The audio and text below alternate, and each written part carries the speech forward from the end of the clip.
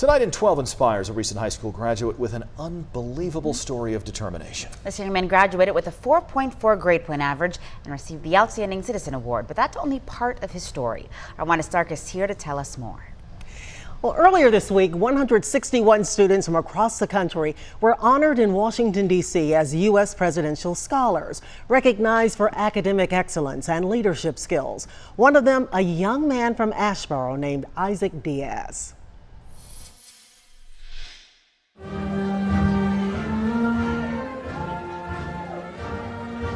Most people don't remember much about their high school graduation, but the 2019 class of Asheboro High School probably won't forget Isaac Diaz, the popular kid named Prom King, honor student accepted at Johns Hopkins on a full scholarship.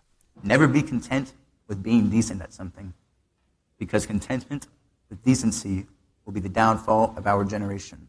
This wasn't a role Isaac wanted. He was nervous about facing a large crowd.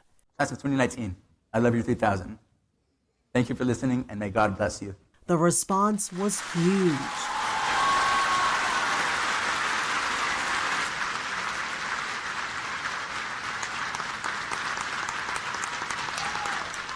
What's up, Ryan? How are you? It's been a while, bro. I haven't seen you since you gave that speech, boy. One of his friends, Wesley Williams, was in the audience that day. Absolutely proud, but not surprised, because ever since I've known him, he's always been super smart, super charismatic. Like many kids, Isaac Diaz grew up playing sports. The boy with the beautiful smile loved running around outdoors.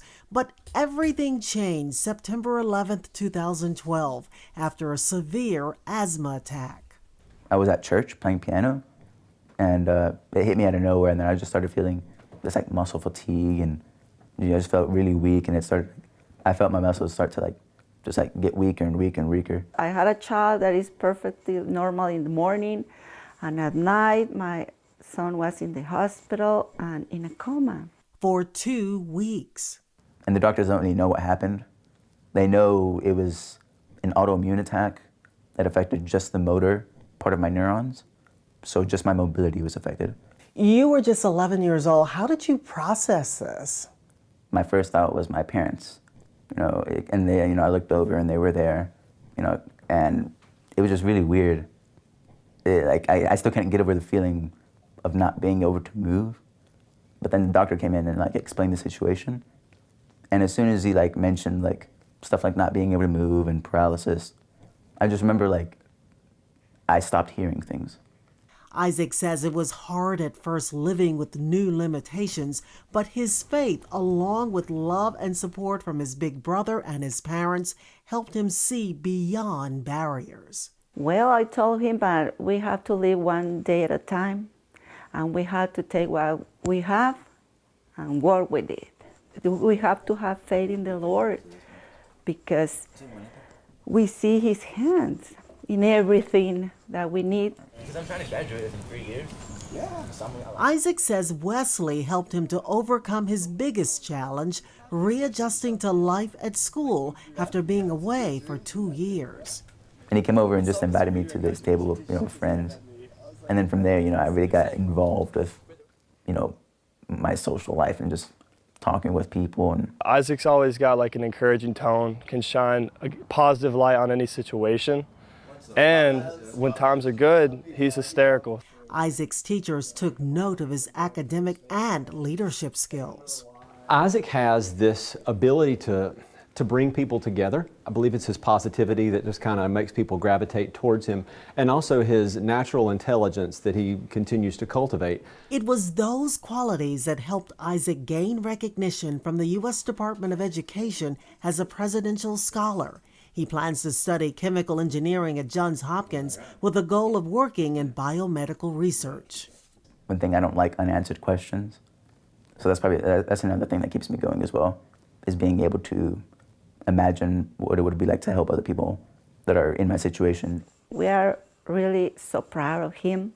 My prayer for my son is that he needs to give all his goals and dreams. He has to give all of them to the Lord, And then the Lord, He's going to open the doors, give him the strength, and provide everything he needs. And faith plays a big role in the Diaz family, and Isaac prays that he can be part of the solution to find out what really happened to him and to help others. That's got to be particularly difficult because doctors still don't know what happened. Yeah, it doesn't have a name, and he said he actually went to 3 different specialists and they all told him 3 different things. So yeah, it's really frustrating. Unbelievable that could still happen in 2019. That we have no idea. We know what your condition is. That doesn't dampen his spirit though one bit. What a positive guy. He really is. He's encouraged that the condition has not gotten worse, and he's seeing progress because in the beginning all he could move was his eyebrows. Well, now he can move his pinky toe and he can feel. And this is a determined young man. He is already talking about finishing college in 3 years. At Hopkins? Yes. Wow. And I believe he can do it. I bet he can too. And he still has that great smile. Yeah. Wonderful young best. man. Thank you, Wanda. All righty, good luck, Isaac.